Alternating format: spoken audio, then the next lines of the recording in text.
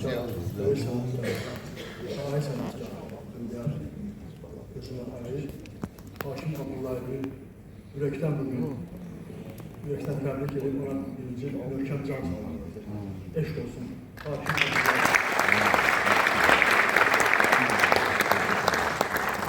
Ben Hakim Nail'in 81. illərdən Bakıya gələnlərlə biz tanışırıq, konuşmuşuz. İndiyə qədər bu insan, böyük insanlar, dəyişdir. Bundan ötürüləri, ötürülərin artıqlar qədər, orada belə çünki Hakim Nail'in öz insan kimi dünya şöhrətli.